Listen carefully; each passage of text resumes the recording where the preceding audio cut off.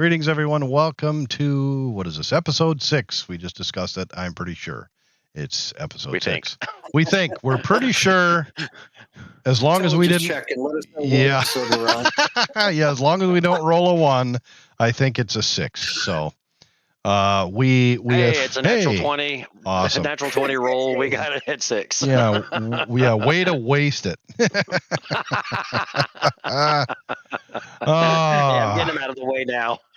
Yeah. When we last left our heroes, they had found in the last room to clear on the ground floor. They had found more specifically, Marcus was smart enough to find a little latch on the floor that the other two of us overlooked. And we opened it and had a really, really diabolical sounding voice, but it might just be a little guy with a megaphone down there. Who knows? But We've decided we are going to head downward, and Edward, being the more armored than the others, decided to descend the trap door. I'm assuming rope ladder and whatnot, going down in there. And that's where we begin this episode. So take it away, DM. So basically we heard. Awesome. Oh, God. Yeah, pretty much. That's pretty what much. we heard. In a loud, booming, sinister voice, welcome to your deaths, announcing. Real quick, important to note, before you descend, you will see that the chamber below does have what appears to be torchlight coming up and out of the chamber below. So it's not entirely pitch black that you descend, but it is a lit chamber. Fantastic. All right, Kai, hand me back my lamp. We'll put that out and stow that. Yes. I like that. That was getting to be a pain, but thankfully we have Kai, and he didn't bitch, so because he doesn't talk. When you want something done without any bitching, give it to the mute. Yeah, there you go. Trying to say not to the wives. Right. Yeah. All right. So, are you descending the ladder? Yeah, I'll blow out the lamp, make sure it's not going to burn me. We'll pack it back in the backpack, and we will head south, I guess. Head down. Yeah, downward. Head down. Well, south of heaven anyway, right? Yeah. Good album. Yes, I know. Oh, and since we're getting into, what'd you say, a dungeon style cavern? Something? Let's see. It is lit. It is a cellar type. As you descend, it looks like a cellar. All right, we'll cue up a little bit of fun music there. 2, 3, let me see. 5, 10, 15, 20, 25, 30, 35. I'm doing my best to add some sewer music or some cavernous music. Some ambiance. Yeah. KJ's on the road. He doesn't have it. So even though my cohorts probably can't hear this, everybody who's listening at home and watching at home should be able to pick this up. So yay, everybody. Hopefully it's not too loud and they should be able to hear us over it. All right, that's a really large chamber. Okay. As you descend, you do notice that it is torchlit. Looking down, crawling towards the bottom, it looks like a large cellar that has been converted into what appears to be living quarters. On the south wall, 10 crude beds, each with a wooden locker at his foot. A long wooden table, trestle table, ringed by what appears to be rickety stools, dominates the center of the room. Metal cutlery, cups, dirty plates, etc. sit on the table. A cook stove is installed near the table, and evidence of, so in other words, there's pots still simmering and water still boiling on top of the stove. It appears a large ham hangs from a loop of twine near the stove, from recently purchased from a butcher shop, and a sturdy set of stairs, which is what we're descending, leads to the trapdoor of which we're going down, and there are two wooden doors on the east side of the room. Is kind of what we see. And let me finish this. Any last words? I mean, any actions? Wow. Yeah, since you're doing that, we are here on this staircase. I see another staircase over here. Yes. Is this So that's kind of this going down further? Yes, to the ground floor. So it's going down below us, where we are now. Right. So this here is kind of the stairwell, and right here's the bottom of the stairs. Oh, That's okay. the ground. Okay. It looked like there was two sets. Like we got down here, and this was further down. So okay. So Going there's to nothing like underneath a it. sub basement. Yeah. Correct. Okay. Okay. Okay. Right. So that is not a sub basement. We are in the. Okay. So when we come down all the way down to the stairs, we will be here, right? Yes. Okay. Just the way they drew it, it looked like two sets of staircases there. And you said the room is empty as far as no Well, I didn't people say or it was creatures. Okay. Okay. Everybody back the hell up. As we descend the stairs. Okay. Here it How comes. far down would you like to go? Might as well right to the bottom and have my sword drawn, since there was a Evil laughter. Yeah, there was not a happy laughter there. So screw him. We're gonna pull our swords and be ready. Okay, one moment. Take care of a really quick admin. Behind the scenes, pay no attention to the man behind the curtain. Yeah.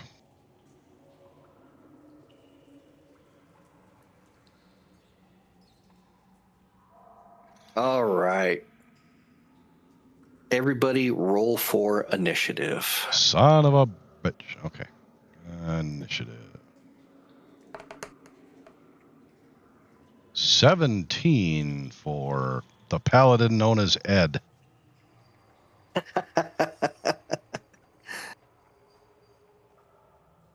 Kai rolled a 4. That's awesome. And I rolled a 17.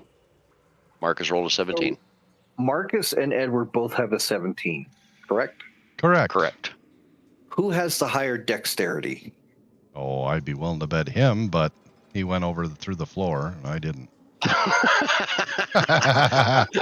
My base dexterity is 16 plus 3. Yeah, I'm at a 14, so he's got. Okay, so it will go Marcus,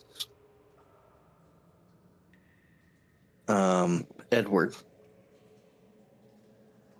And Kai is lost in thoughts. Yeah, I got a feeling he'll be last. Yep.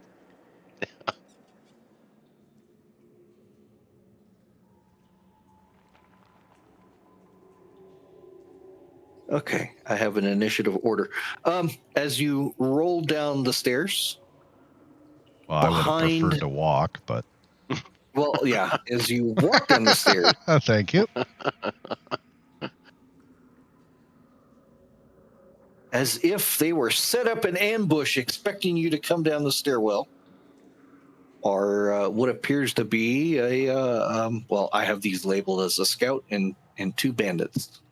Those are just generic names that the monster manual puts on the tokens. It does not necessarily reflect what they are. However, they look like they are barricaded behind the table, one behind the cooking pot. They are, let me take a look here.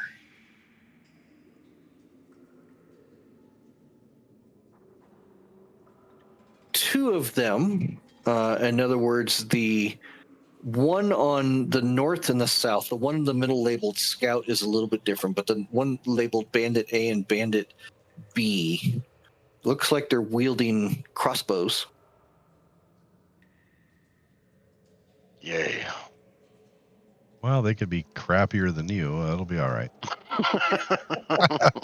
Let's hope, anyway. And And Marcus runs right back up the stairs and kicks the trapdoor shut. Oh, and the one in the middle, labeled Scout, looks like she is wielding a longbow. And they appear to be wearing leather armor. And they were fully aware that you were coming down, like they were expecting you. lovely. So with that being said, Marcus, you have first move, sir. Okay. These are also the tiles on the floor. They're 5-foot squares, just so everybody knows.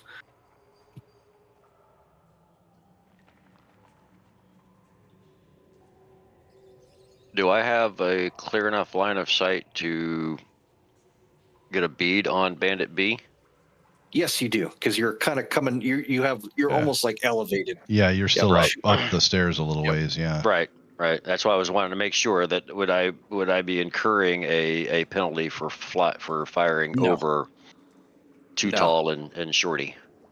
No, in fact, there's zero issues with shooting over Kai. He's considered a small creature.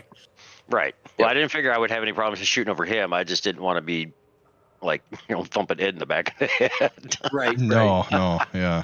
You are right. 35 feet from him, so as long as your bow can reach it. Okay. If you've Right. have you checked out the ruler yet? We found out that on the last on the other broadside.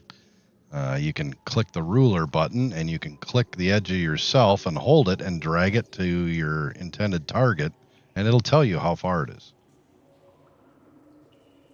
That's super handy. Well, it's only for me. It's 36 feet. Right. Yep. Which means you should be able to dial him in with a bow, provided you're a good shot. Yeah, because I have a longbow which goes up to 150. Yeah. Yeah, 150. Now I can't remember if I wanted to cast a hunter's mark first on Bandit B. Can I cast that and then still fire? I believe I can, right? Because that's a bonus action. Yes, Hunter's Mark is a bonus action. Okay. So yes, that's what I want to do. I want to cast the hunter's mark on Bandit B and then draw my bow on Bandit B. Okay. And I can find.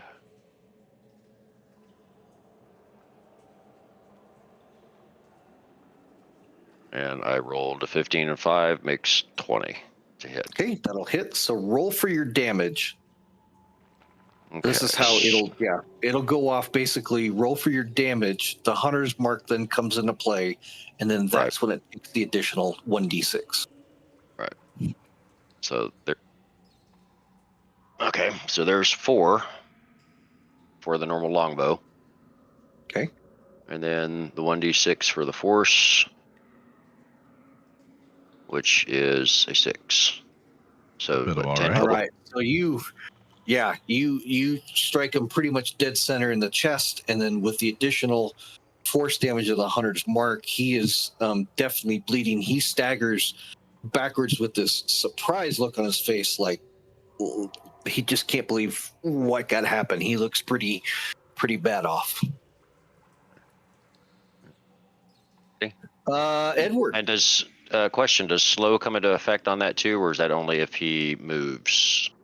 That's if you specialized into your weapon. So those are weapon specializations. If you keep investing into whatever weapon that is and get the specialization, that's when you start getting the Vex and the Slow and the Pierce, etc. Okay, because it does have. I mean, his traits. The ranged weapon mastery of longbow, and it says slow for longbow. You hit a creature. Blah blah blah blah blah. It reduces the speed to 10. So okay. Yeah, but you have to be put more proficiency points into that to gain those. Okay, gotcha. Okay. It's called weapon mastery, is what you're asking. Yeah. Correct. Which Okay. you can do later on, a couple of levels down. You can keep investing into that weapon Right. to gain those effects. But at level 1, you probably don't have that. Right. Understand. That's fine. I just wanted clarification. Yep. Okay. Any other actions? Let me see. You took your bonus action, and so Edward, it is on you. Okay, I have a quick question. Okay. Is this table?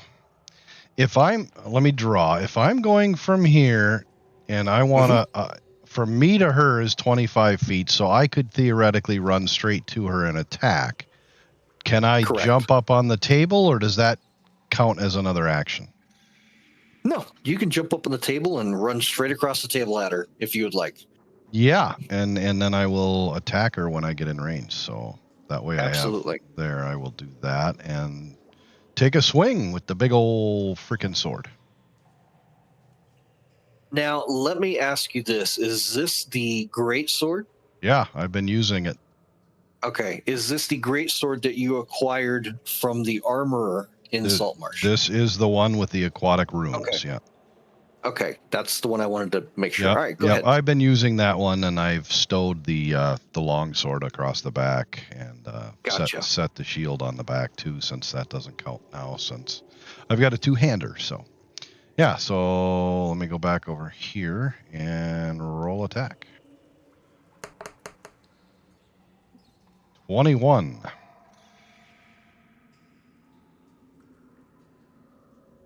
Okay, roll for damage. 13. Ouch. So with a mighty cleaving blow, you just, this is something straight out of like an Errol Flynn movie where you leap up onto the table and you sprint across and then come leaping off the end of the table in a downward stroke, just cleaving straight into her. She is definitely bloodied, and she was reeling backwards from the blow. Oh, goody. And that'll do it for me for this round. Or turn. All right. The bandit's turn. So Bandit A will fire his light crossbow at Kai.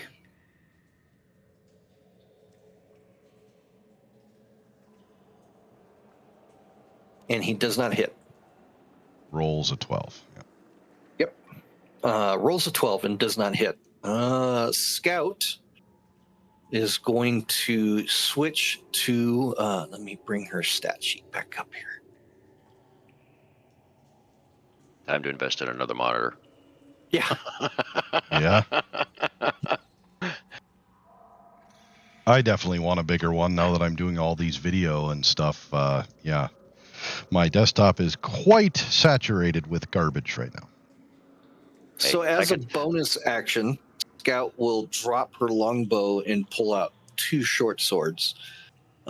With her normal action, she will swing 1 short sword at you because she used a bonus action to pull both weapons out. So she can only swing one. She can only swing 1. Otherwise, on 2-weapon fighting, you have to use a bonus action to swing with your offhand. So she will make 1 attack roll. A 24. A natural 20. Natural 20. Oh, and Ed is dead.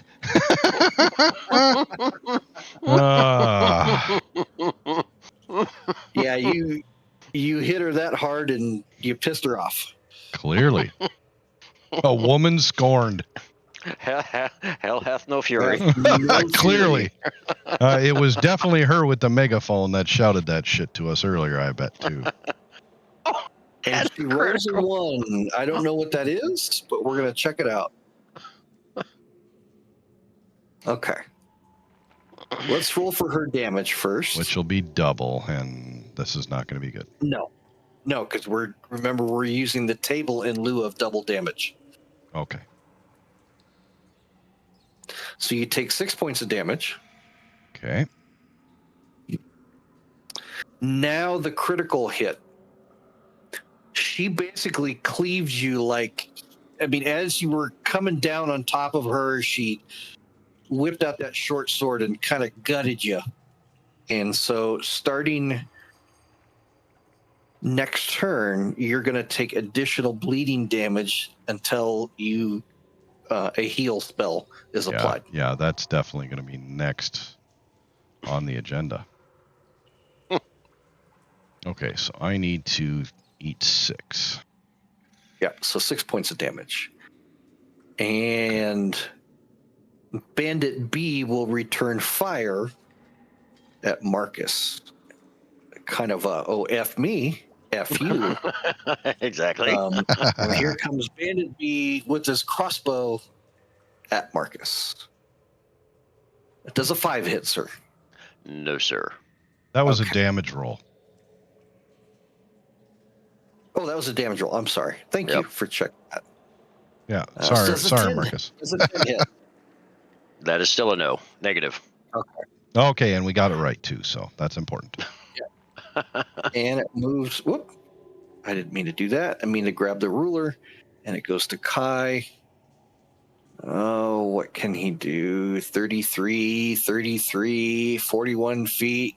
So what I'm doing for the listeners is I'm checking distance because Kai, Yeah, he's I can do it small. too, He yeah. can move, 30 feet. And so what Kai is going to do is Kai is going to run 30 feet.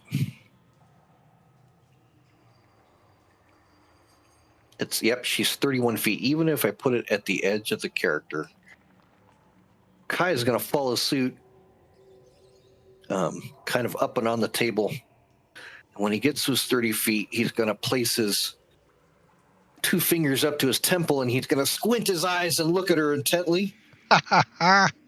Give her a Say, terrible "I look. love you." Give her a bad look. Mean mugger. And That's okay, save. And he's going to do. He's going to do this here. Bandit rolled to save 6. And Kai, let me check her hit points. That's 6 points of damage to her. Yep. So with that, she basically drops her short sword and she grabs her head with both hands, and she screams in pain as blood starts pouring out of her nose and her ears, and she crumples in a crying heap to the floor. For those of you who remember, scanners. Yeah. Yeah. And she drops dead. And with that, we roll to the top of the melee chart. Marcus, you're up. Marcus, all right. Taking another beat on Bandit B. See if we can finish him off this time. Hunter's mark is still applied, correct? Correct. Yep. It is a concentration spell, and so you can actually, I believe, and while you're rolling, I'm going to look it up for you. I believe you can actually move it from one target to the other until the end of the Correct. duration of the spell. Yep. Correct. Yep. So Well, I that's am freaking still, handy. yeah, because I, like I said, I got notified of you guys didn't do that right. So then I went and started looking. I was like, ooh, yeah, we definitely didn't do that right. Well, that's okay. That's why it's all part of feedback learning. is helpful. Yeah. Mm-hmm. So we appreciate that person's feedback. So thank you. Yeah, it was my son. So I don't know. Well, either way. All right. Again, I am drawing the longbow to fire off another one. Let's see what we get. And I rolled a 16. That's going to hit. Roll for damage. Longbow damage itself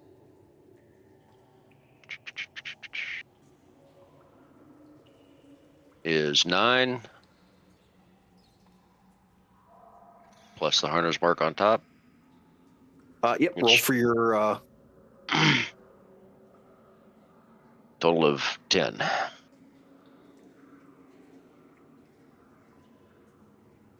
And that is Bandit B.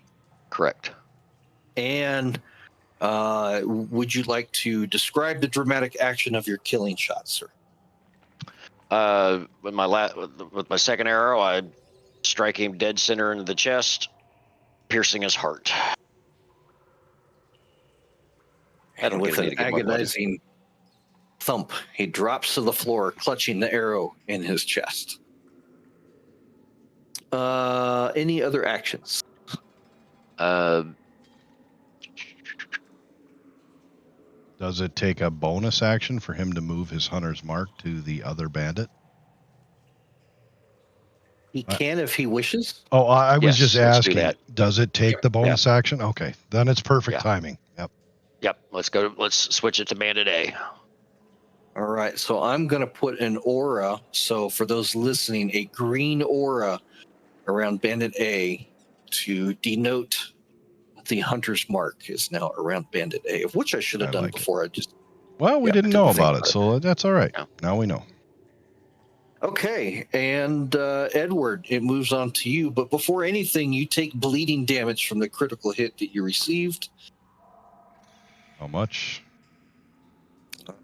Roll is coming up here. You take 6 points of bleeding damage.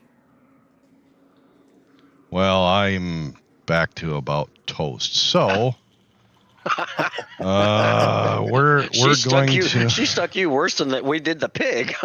Yeah, I'm in rough frickin' shape. So we're going to go. Where the hell? Oh, that's right. That's a trait.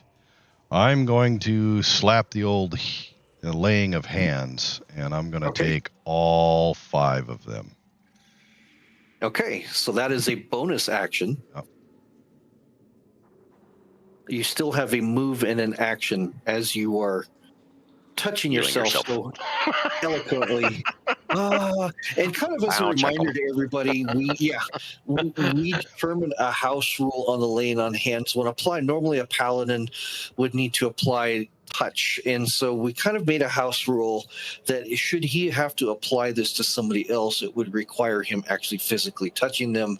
But as a paladin, he should be able to channel that energy into wherever his wound is without having to like drop his shield to reach down and touch himself. So I know it might not be verbatim to the rule book, but that is our house rules, and that is our house flavor as to how that ability is. For all you rules lawyers out there, sorry to disappoint, but that's how we roll in the full Broadsword.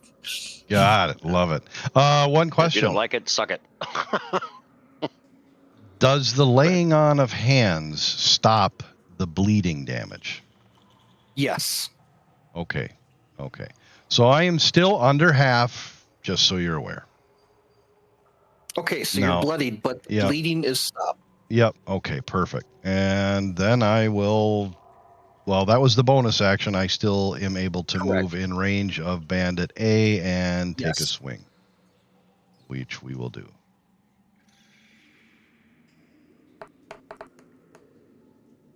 $19. That will hit. Roll for damage. 6. Unfortunately, this bandit has not been touched yet, so he was at full health. He is now. He is bloodied, and he does appear to be recoiling from his wounds, but he's still mobile and lethal. And with that, he will swing his I believe it is a scimitar. He will swing his scimitar back at you.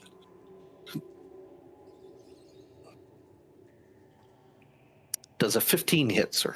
It does not. Okay, so he, recoiling from the gash that you gave him, he desperately swings his sword, and it glances off of, your chainmail. Thank God. And Kai goes last.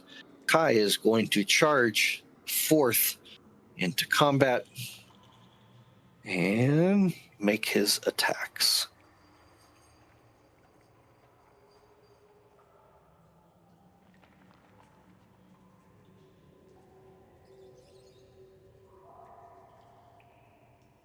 And he's going to miss.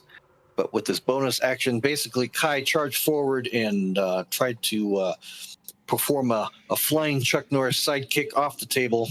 But but he misjudged it and he lands, so he will use his bonus action to throw a follow-up punch. And that is going to hit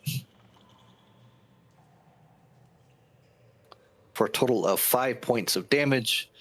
The bandit is still up, but very bloodied and about ready. Oh, no, I take that back. So how does Kai do it? So Kai leaps off of the table and does this.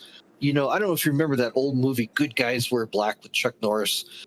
There was a scene in the movie where Chuck Norris does this flying sidekick and kicks a driver of a car through the front windshield, kind of. So Kai does this leg tuck up front sidekick, and the bandit kind of catches it and it lands, but he follows up with a knife hand strike to the throat, and the bandit clutches his throat and kind of chokes and drops to the ground dead with a crushed windpipe. Yay. And there was much rejoicing. And there was much rejoicing. We are out of combat, and I will remove the players from the playing field here.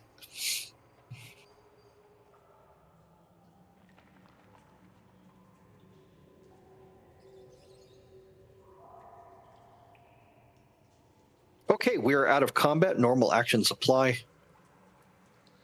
What is everybody doing? God, I'm thinking about laying down in one of those beds. I got nothing left via healing, so I'm going to be limping the rest of the way through this underground cavern. I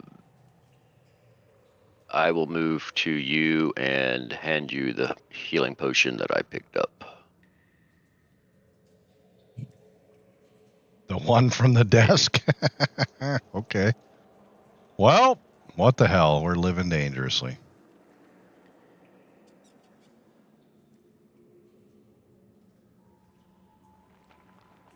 All right, you're moved up to me.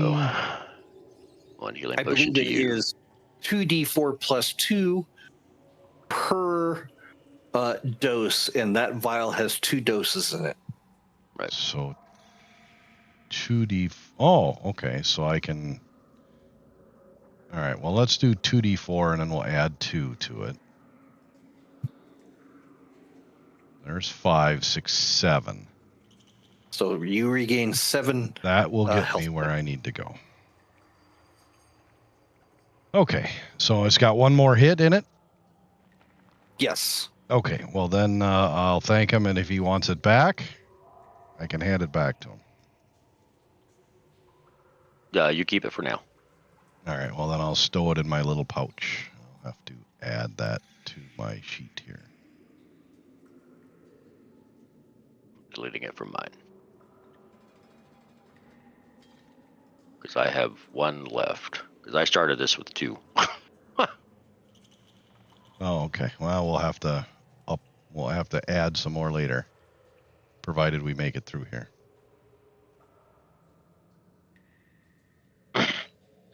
All right, so can we rummage through the bodies to see if we find anything worth of value on any of them? Each one of the bodies, of course, is let me go back to let me see. Pull up their character sheets really quick. They are wearing leather armor, not even leather, kind of. It's poorly pieced together. They're carrying the 2 bandits were carrying scimitars and light crossbows.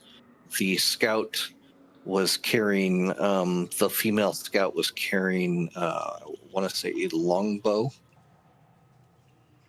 I'm pulling up her character sheet. A longbow and 2 short swords.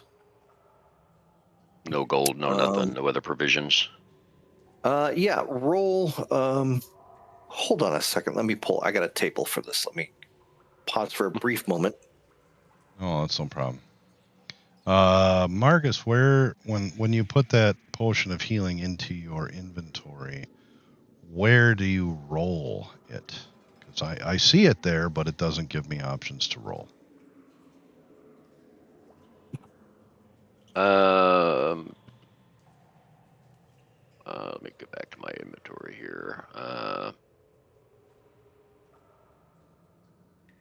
All right, come on, inventory. My inventory. How did we do that last time? What was the question? The potion of healing that he handed Yeah. me with one charge, I Mhm. went and added it to my inventory. However, there's Yes. no place that I can click on it so that I can roll the hit dice. Do I just have to do it? I think you have to do it. You had to do it manually. I believe is what we had to do last time. Okay. Yes. All right. That's fine. I was just making sure. So. Yeah. Okay, that's fine. Okay. For Bandit A, roll a d20. Bandit A, D20. I'm gonna rifle these guys' pockets. Yelp. Probably a good call. Yep. Looks like a 13. Okay. Roll a 3d6. 3d6. 3. 11. So you find 11 gold pieces and what appears to be a silver earring shaped like a kind of like an ocean wave, you know. Okay. Why don't we all On- take one of those, or unless you're just doing them all in one shot here. I'll just do it all. If somebody wants to record, it'll go into what we consider party loot, and then I consider it, so house rule, I'll consider it like equally divvied up amongst everybody. Once you get back to town, so to speak. So just keep a party pool of everybody. Here, you carry this and you carry this, unless there's something specific. For example, if I said there is a shiny dagger with a magical aura and a blade that's flaming, something specific, you say, well, I would like to take that, then that would go on your character sheet. Right on. Okay. So under the second bandit, roll a d20. Marcus, you want me to write those down? You can. Okay. I got to figure out how again. Inventory, party inventory. Okay. Yeah. You want me to roll another d20, you said? Yes, roll a d20. All right. Ooh, natural. Okay, roll a 3d6.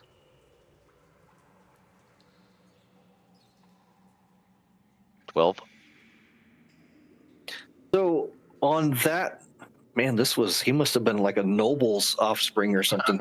You find a velvet pouch, kind of like, you remember the old what was that that whiskey and it had the the purple velvet pouches with the gold drawstring on Crown it. Royal. Crown Royal. Yeah, it kind of looks like a Crown Royal pouch. Inside, you find 12 coins. They're definitely not gold coins. It's similar to gold, almost kind of has a silverish to it. It's probably more valuable than gold, and you find 12 of those. Okay. The pouch itself has an embroidered design on it that looks like an octopus or maybe some sort of a creature on the pouch. Make a do you have animal handling? Yes, I do. Okay, make an animal handling check, please.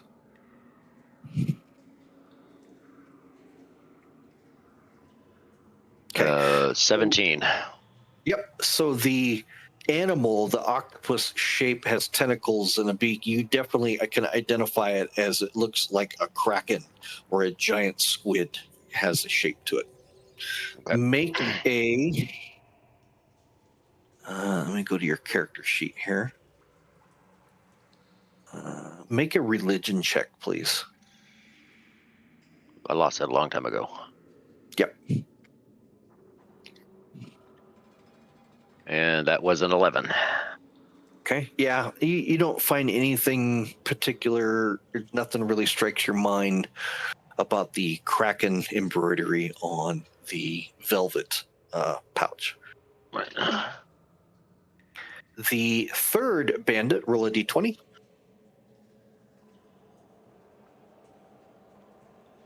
And the roll is, look at Another that. 20. Another 20. Same thing. Actually, it plays into the plot line. Yeah, roll a 3d6. 14. So you find 14 of these kind of off-gold, silver coins. Out of character in game terms, they're platinum pieces. Okay. And those are also in a velvet pouch that's embroidered with the black kraken. Yep, on the pouch. Okay. Very similar to the other gentleman. Cool. Yeah, these are like rich people kids or something carrying Okay, around. so just to be clear, how many platinum pieces in that one? It was 14 plus 12. So we're looking at 20. What do we say? 26 platinum. Mm-hmm. Okay, I'm just going to label it as 2 pouches then. Yep.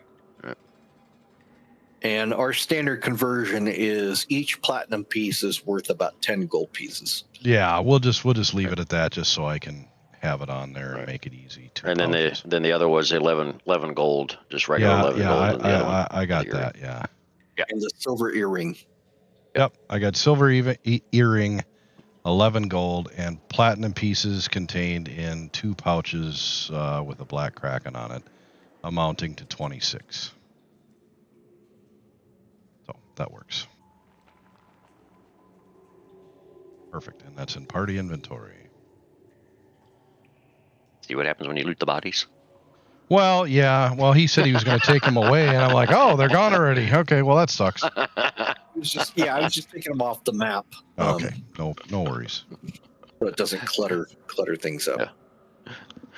Well, they dissolve into the cracks of the floor. Yeah, I know. Yeah, like many video games. Yeah. Yeah. Despawn. Yeah. That's right. Well, that is done. Let's press onward, eh? I got a question before we go. Since you said that there was foot lockers at the edge of those little cots, so can we investigate those foot lockers? Would you like to take the time to do that? Of course. Yeah. Yeah, why not? Yeah, we can. You a good 20 minutes to very quickly rifle through the foot lockers. Yeah, might as well. I guess nothing else is charging out of the doors. I'll tell you what, while he's doing that, I will stand right here in the hallway just in case anything does come charging through the doors.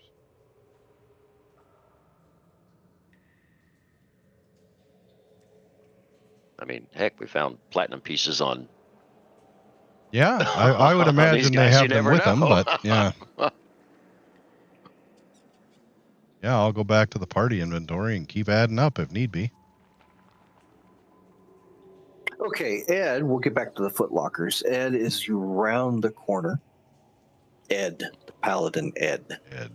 Not the horse. Of course. So you see 2 doors. The door to your left appears normal. It looks like a wooden door. The door in front of you, facing to the west side of the map, has a wooden bar across it on your side, held in brackets on the frame of the door. Okay, so nobody's going to come through that door. Only us are going to go through. Okay. Correct, as if to prevent something from the other side of coming through. Yep, that's what I was thinking.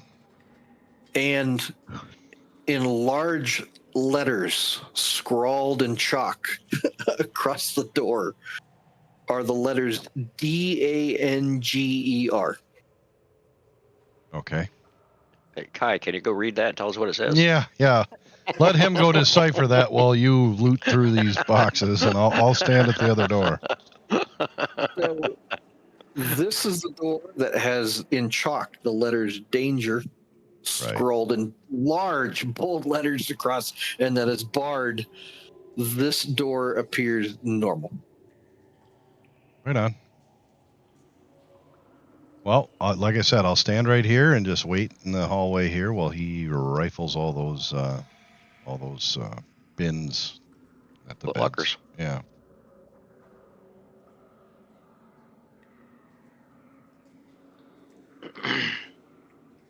Do we need to roll for those or anything? No, hang on a second. I'm generating a table right now. No worries.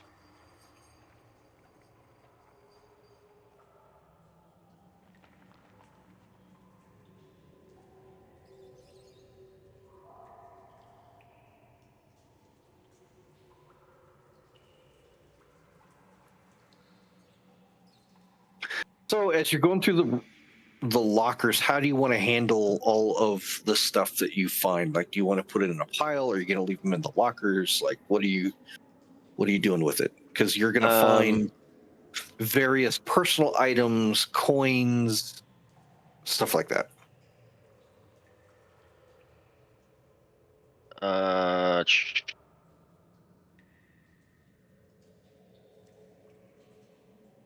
I would. What I would recommend is you open up the first one, you find if there's a coin pouch in there, you open it up, and every coin you find, you add to that pouch. We'll count it afterwards, or when you finish the end. Yeah. And any other loose things that make sense of taking with us, we'll just grab, and anything else we can leave behind. Yeah, so here's what you find. If you're going to do that, it's going to take you about 20 minutes to rifle through the footlockers. Okay. You're going to find a total of 53 silver pieces. Okay, I'm going to have to add 27 gold pieces. how many and silver? 8 platinum. 53 silver, 27 gold, and 8 platinum. And that's just combined through, I'm just kind of saving you guys some time. Right. Combined through all of the little coin purses and pouches and backpacks and pockets, et cetera, et cetera. You do find 3 different coins that are different from the rest. One of them is a copper coin, which has like a hole in the middle. There's another copper coin, which is stamped with the same Kraken sigil as was on the coin purse or the coin bag that you found off the bandits. And 1 gold coin from, I don't know, you can't decipher. It's from a government that you don't recognize. There are also various. Go ahead. I was going to say, it says, "And goblins we trust." Right, in goblins we trust. Yeah. I'm going to scroll down through a list of trinkets, etc., etc. Let me know if you would like to take any, and I will pause while you write that down. You find a rusty dagger, some worn leather gloves, another silver earring shaped like a wave, very similar to the one that you found. Yeah, we'll grab that one. Make it a match set. Make it 2. Yeah. Okay. You find what appears to be a leather cord with a shark tooth on it, and some puka shells. Yep. There is what appears to be a wooden toy boat,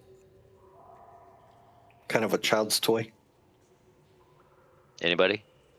Kai?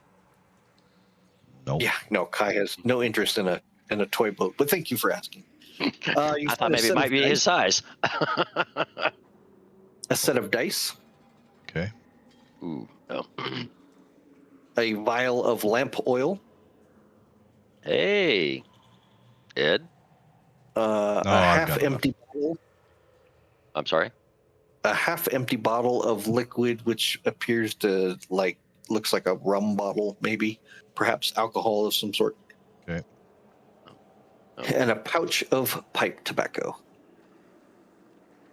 Anybody? Oh, no interest in any of those.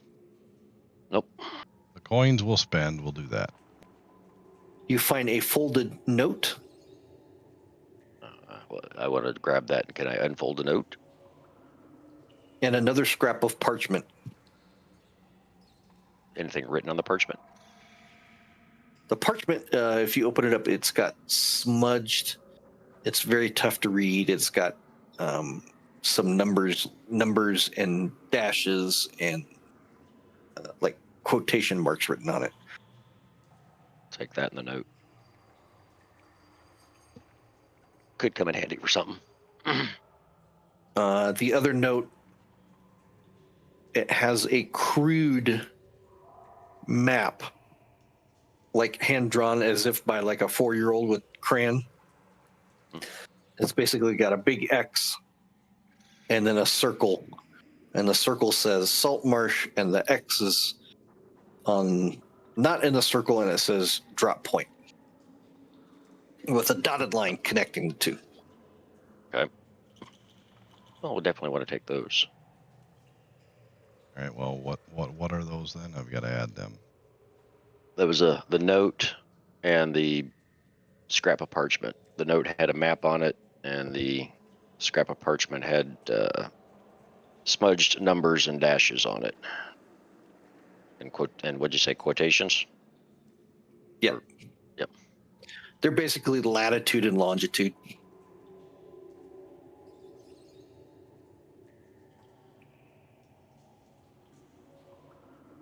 Okay, that's good enough. Okay, that's added into the party inventory. I'm going to read it back just so you guys are aware. We'll start at the bottom and work up. 2 silver earrings, 2 pouches containing platinum pieces. The pouches have with black kraken. A parchment with a smudged latitude and longitude. A note with a map. We have 38 gold pieces, 88 platinum pieces, 53 silver, and then 3 strange coins. Did I miss anything? I think that does it. Fantastic. I think that does it. Yep. Good. Well, That's this will give me stuff to work on with the party inventory later and put our total gold, and we can divvy it all out later. Okay. Or use it for burial. Well, yeah. Really. Cover burial expenses. Maybe. All right. Well, we ready to press onward? We are ready. Normal party order. Well, where are you going? I'm thinking we go to the normal door first before we try our luck in the other one. Go ahead and establish a marching order, if you will. There we go.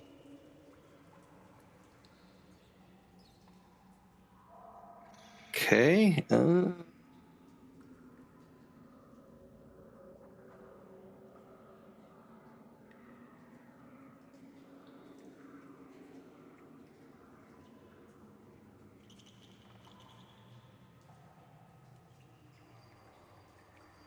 All right. The door appears to be unlocked. Well, let's go ahead and open it. Open said door. Open says me. Is this room lit as well? Yeah. Okay. Looks like an office or some sort of private quarters.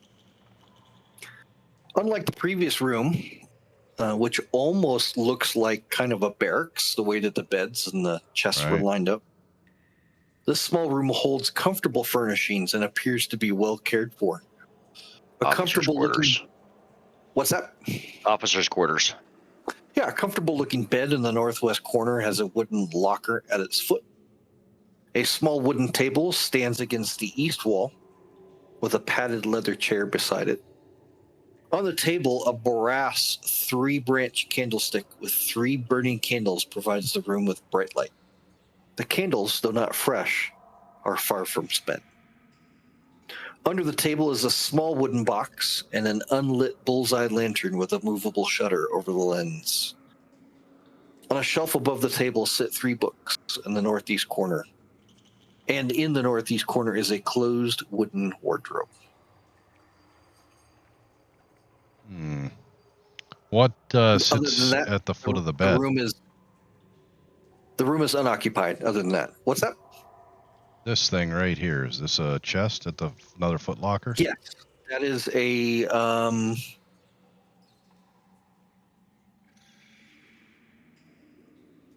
a wooden foot locker at his foot. Okay, well, that's worth checking out. Well, let's check out the old footlocker.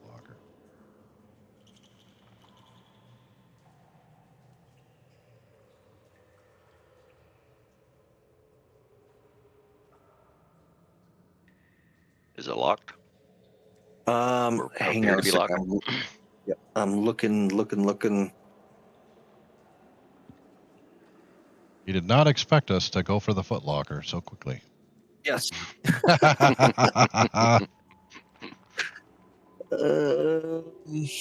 They don't give a description for the footlocker, so no, it is not locked.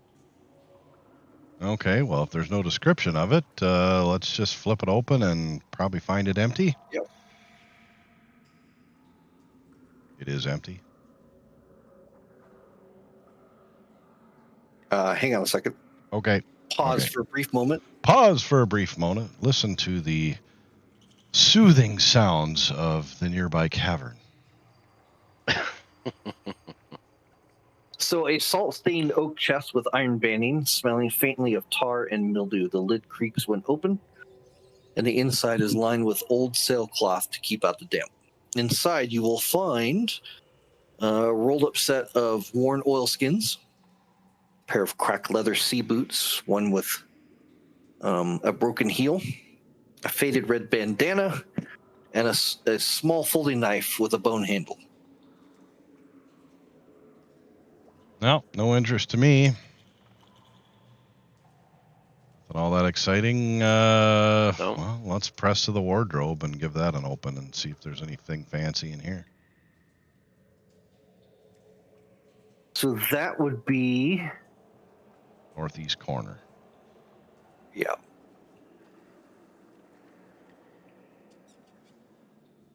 Is a closed wooden wardrobe. Let me find the sorry, that it's leading me in like 12 different directions here.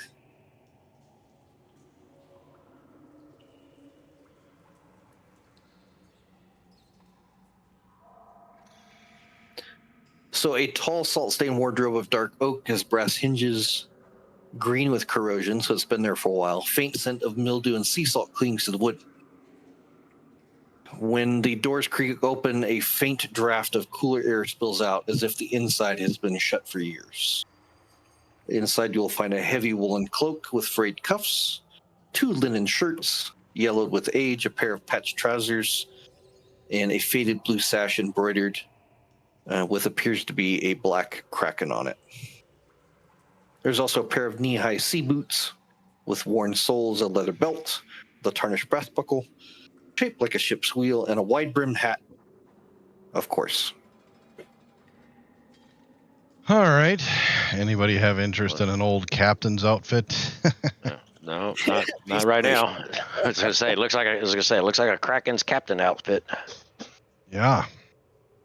Well, I'm good. What do we say we press out of here? Anybody else want to look at anything? Did you say there was a table and there was something There's underneath the table? A table with a wooden box and an unlit bullseye lantern with a movable shutter over the lens. And above the table is a shelf that sit 3 books. Ooh. Well, couldn't hurt to take a look at those, eh? I was gonna say, let's take a look at what's over there.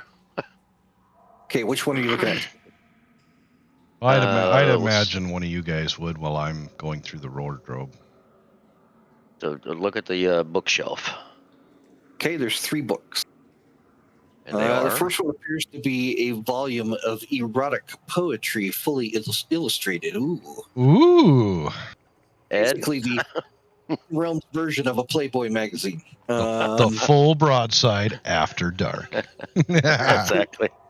I didn't know Wow. that was really in the description. Well, that's funny.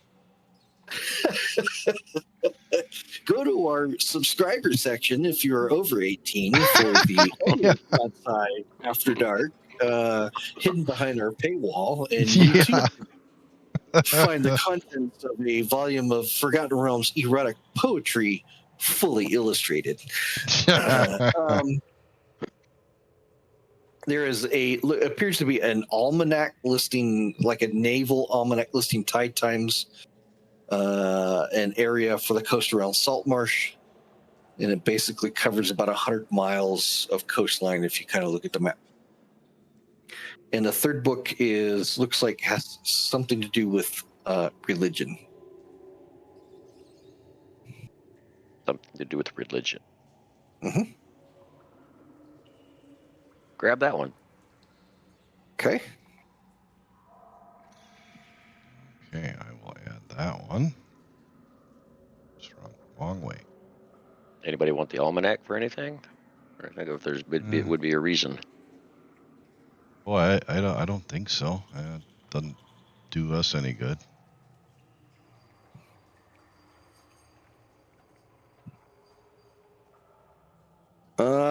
Do you have a religion skill on your character sheet?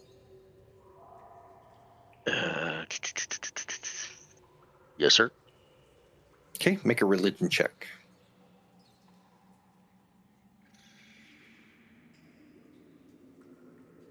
It appears to be a religious text, kind of like, compared to like the Old Testament of the Bible, Okay. to a deity known as Sekolah.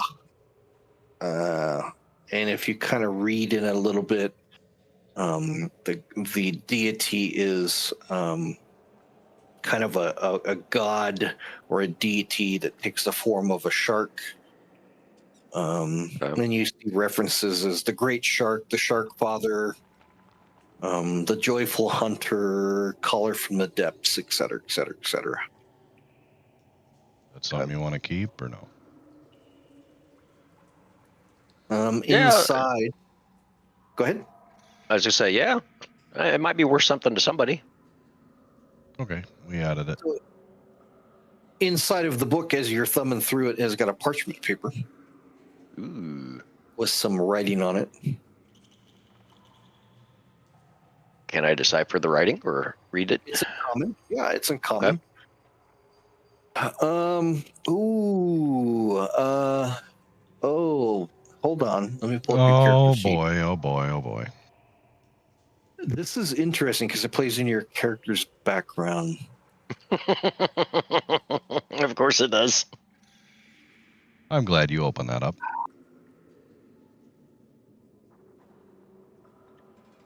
Brief pause while I look this up real quick.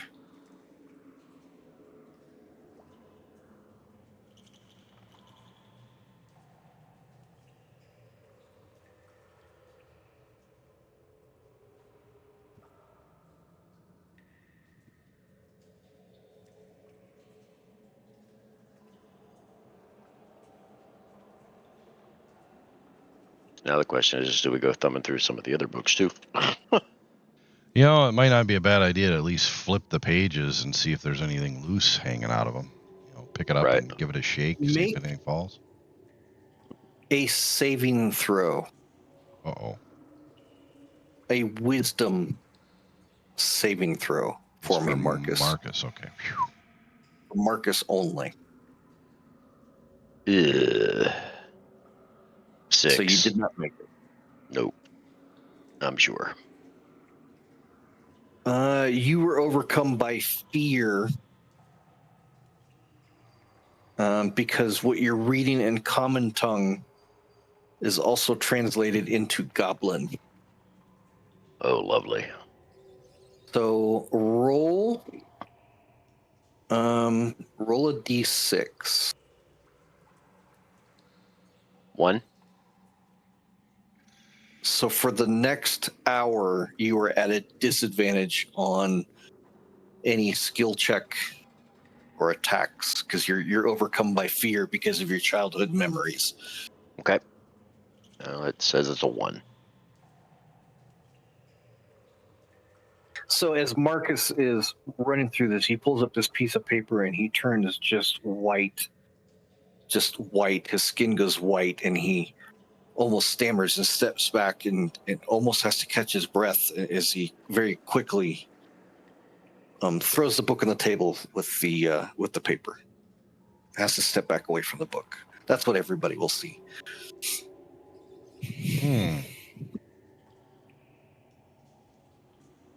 probably should have flipped through the erotica book instead.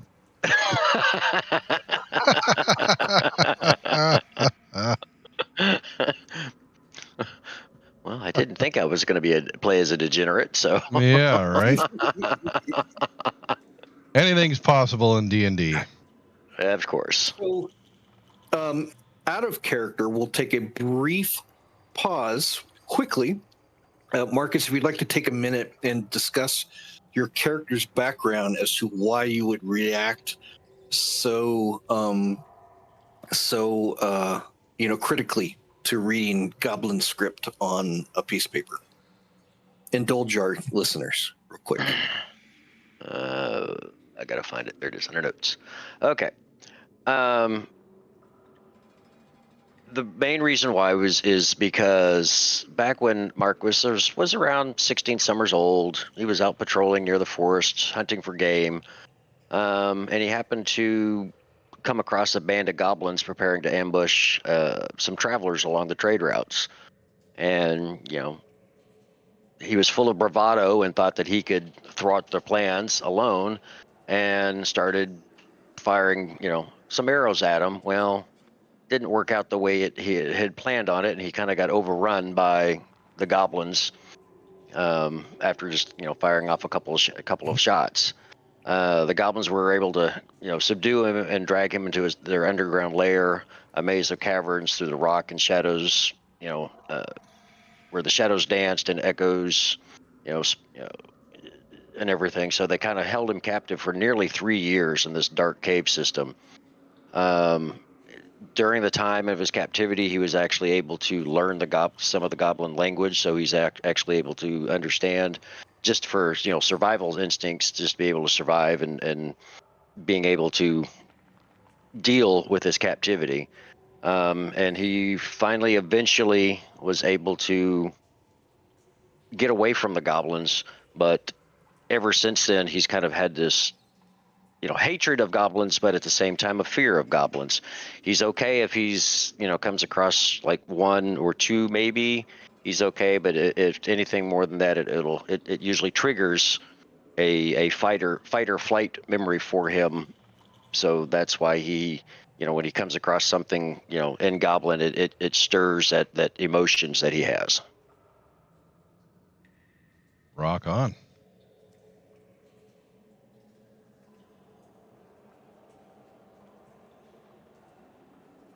Funny how a failed wisdom save helps us unlock some backstory. I like that. Yeah. So basically, in 5th edition, back in 1st edition, they used to have like save versus fear, save versus death, save versus death ray. Those saving throws have now been incorporated underneath ability scores, and so the fear, instead of I can't just say do a save versus fear check, you do wisdom, which is where either wisdom or charisma kind of, I'm thinking it's more under wisdom. And so by recognizing the goblin script, it was because of his background. And for the listeners to know, I have all of the characters as a requirement for player characters. I have them load up or create, and this is all made up on their own. This is nothing that I've put on any of the characters, a character flaw. So this was a character flaw that has come just by sheer chance. This is a pre-made module that we're looking at, and so just by sheer chance, it just happened to be written in Goblin, which ties into the character flaw of how this character would react to this. Yeah, that actually kind of worked out really cool how that ended out. Right.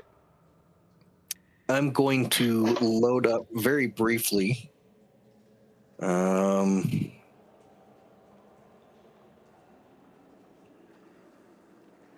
This is what was on the parchment.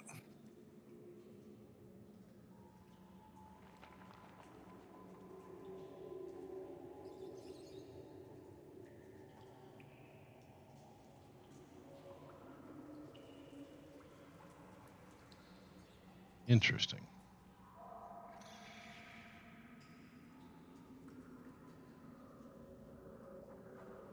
Yeah, it looks like basically translations.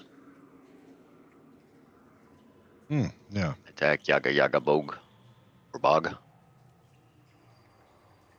So whoever was using that, it looks like they could have, maybe whoever's quarters this is learning Goblin to give commands in Goblin. Kind of how you would kind of take a look at that. Right. Good to know. Okay. Maybe that's an indication of what's beyond that door. I forgot to ask, was the door green? No. Some people may get that reference. Yeah. Beyond the green door. Beyond the green door. Yeah, that was attached to the volume of erotic poetry, fully illustrated. In fact, that's the name of the volume of poetry, was The Green Door, fully illustrated. Everything else that's left, let me see, there is the lantern. And if you're not familiar with what a bullseye lantern is, it's a lantern that has a shutter that basically can direct the light. Instead of being just kind of broad 360, you can direct it much like a high beam flashlight, is the bullseye lantern. Trying to think if that would be there for a reason. That would be something we might need. Also a fancy floor-length oilskin coat. It's kind of hanging, over the chair. And it's trimmed in an iridescent green silk. Now let's pack that sucker up. That'll be worth something. Oh, let's see. Let me go back and add it. You'll have to give me a second and then let me know what it is again. Thinking about that lantern too, because that may come in handy for something. Also under the table is a small wooden box.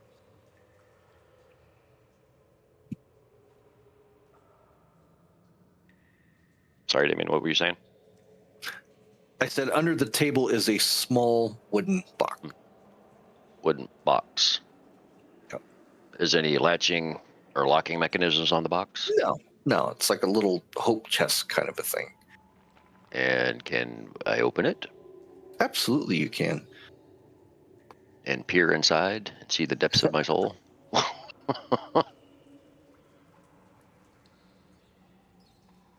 Brief pause, really quick. I'm looking for the handout here. That's perfect.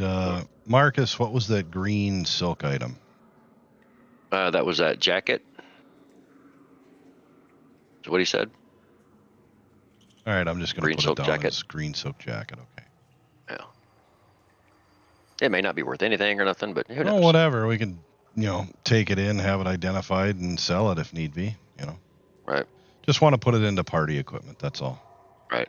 And I don't know. Like I said, I'm not sure about that lantern, that bullseye lantern. There's some reason that sounds like it's going to be for something. It may not be. Okay. Well, we'll add it there, and we'll go from there.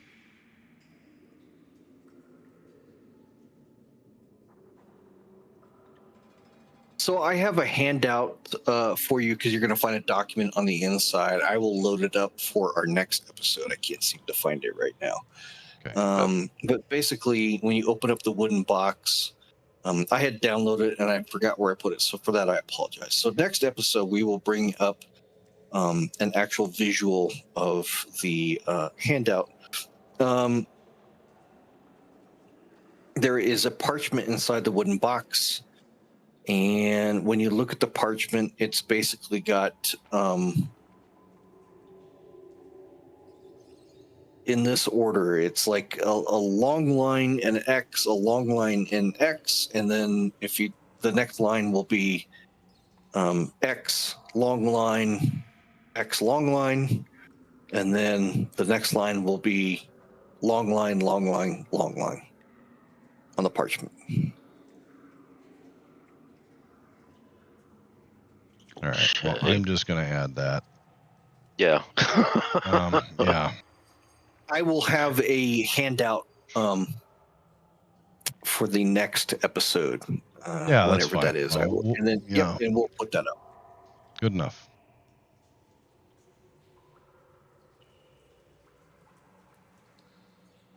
And that's it for the contents of this room.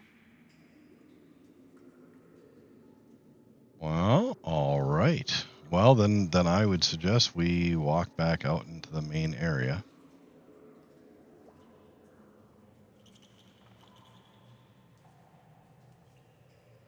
And being is that we're here, I would suggest this would be a great place to stop.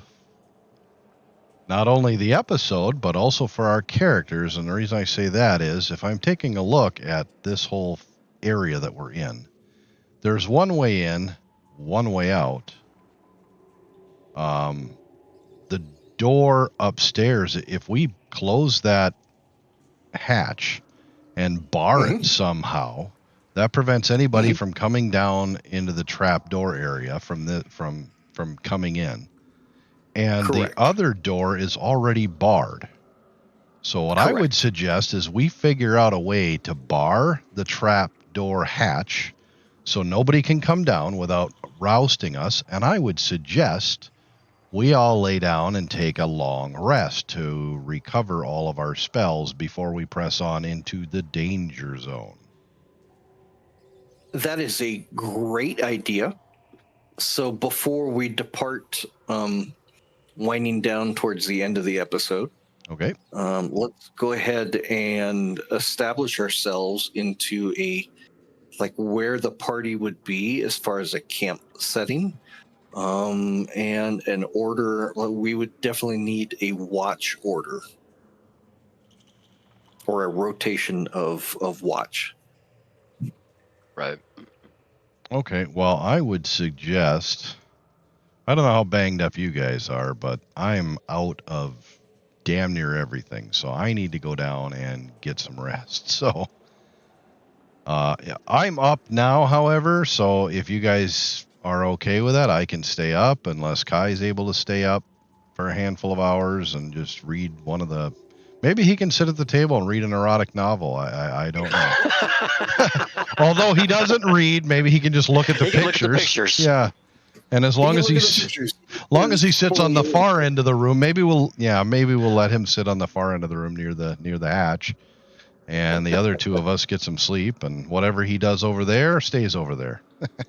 Okay, so go ahead and position where your characters will be, and then I'm going to let you guys pick, since Kai will be on watch. I will let you pick where he's going to set up his watch from. I would suggest he sits like right here. Okay. That way he can see the stairs up, and he has a few chairs that he can hunker down behind in case people are coming down. And then I think I'll sit way back over here. That way, if they come down, I can come up behind them. Okay. Yeah, spread out a little bit, and that way we cover, a bunch of area. That way I've got, if somehow they figured out somehow to get through here, I've got that clear shot plus clear shot for here. Yeah, you got a perfect shot from both directions then, yeah. Right. Okay. Provided there's not a hidden door somewhere else. Right. That being said, you guys hunker down and to the beds. Kai is going to involve himself into the fully illustrated erotic poetry volume at the table. Kai. And this is a great time, to take an episode break. There you go, Kai. I hope, for your sake, there's a hairy halfling in there for you.